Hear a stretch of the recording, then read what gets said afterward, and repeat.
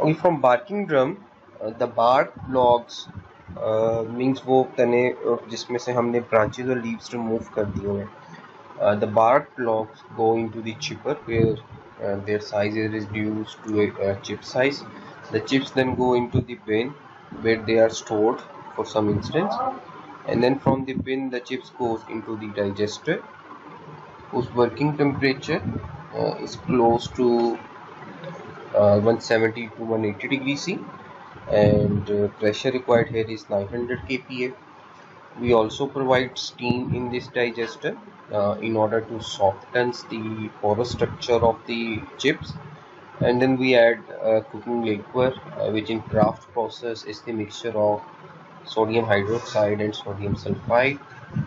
Now at these conditions the cooking liquor basically breaks the lignin or lignin structure present in the chips. As a result, the fibers of cellulose and hemicellulose are set free. This cooking liquor, when it is entering into the digester, is termed as cooking liquor or white liquor, or in some cases green liquor as well. So from the bottom of this digester, we get fibers of cellulose, hemicellulose, and a liquid which contains organics compound which are formed after the breakage of lignin, and some unreacted inorganic salt like sodium hydroxide and sodium sulfite which do not reacted with the wood chips. Now the liquid content in this mixture, in this stream, is termed as black liquor, and the solid content in this stream is termed as pulp. So at this point the cooking liquor concentration is 12.5%. Means 12.5% by weight are the salt and remaining is the water. Now in this 12.5%, 58 to 59% is sodium hydroxide, up to 27% is sodium sulfide, and up to 14 to 15% is sodium carbonate at this moment when the cooking liquor is entering into the digester. So the mixture of black liquor and pulp goes into the blow tank where we reduce the pressure from the pulp and black liquor mixture. As a result, some organics which are present in the pulp, because of the removal of pressure or reduction in pressure, they evolve, and as a result they separated from the pulp. Then this mixture black liquor plus pulp is stored in a chest, a storage tank. From here the mixture goes into the washer where black liquor is separated from the pulp, and pulp is also washed in order to remove any organics or inorganics attached to the pulp. So washed pulp is stored into the tank while black liquor goes towards black liquor storage tank.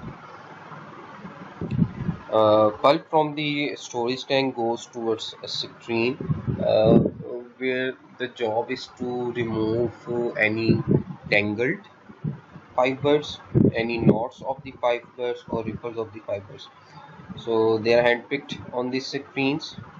So the purpose here is to the purpose behind the removal of these tangled or knotted fiber is to get a finish paper, because if we do not remove these tangled fibers or knotted fibers, the surface or the finish of the paper or the final product will not be appropriate. So we have to remove these tangles and knots. So from here the pulp goes into the beater and Jordan. Allowing these two equipment, the job is to enhance certain properties of the final product paper. Like we want a shiny surface, we want a strong fiber, we want the paper to be hydrophobic, or we want to give some color to the paper. So all these kind of things are done here. From here the treated pulp goes towards the paper machine. This whole section is known as paper machine, or as it is written here, for drying. So the pulp goes into the head box The head box distributes the pulp onto a sheet, porous sheet, which is this one. So, as pulp is a solid material, for its transportation from one point to another, like through this route, for its transportation we mix it in water, uh, because it is very difficult to transport solid. So in this pulp and paper industry, we basically mix pulp in water and then we transport it onto different locations. So pulp plus water goes into the head box. Head box distributes the pulp plus water mixture onto the sheet. The sheet is porous in nature. As a result, water separates from the pulp and is collected at the bottom of this machine, while the pulp is evenly distributed onto this porous sheet. Now, after distribution, uh, even distribution is required here, so that the thickness of the paper is same on every side of it. So after distribution, the pulp goes into the drying section. Basically, with the help of a sheet, they pass through these dryers. So and these dryers have steam in it. So the steam is used to dry the pulp, because initially pulp was mixed with water, so it is moist. We have to remove this water. And secondly, in order to control the thickness of the final paper product, you can see two rollers are adjacent to each other and they are movable. So with the help of their movement, we basically can compress the paper or the sheet. So as a result, we can control the thickness of the final paper product, whatever is the requirement. So from this drying section, at this point we have our final product, paper sheet, which is then passed through these rollers, small rollers known as calendar stack. The objective is to cool down the sheet which is coming from this drying section, and then the cooled final paper sheet is rolled onto the final roller. So this whole section is the pulp and paper manufacturing. Now, as I told you in the previous lecture, why craft process is the most commonly used process for pulp and paper manufacturing, because it provides us a section through which we can regenerate the cooking liquid which is used to cook or break the liquid. So this whole section represents the uh, cooking liquor regeneration section. So black liquor, uh, after separating from the pulp at this point, so black liquor is initially sent into the multi-effect evaporators.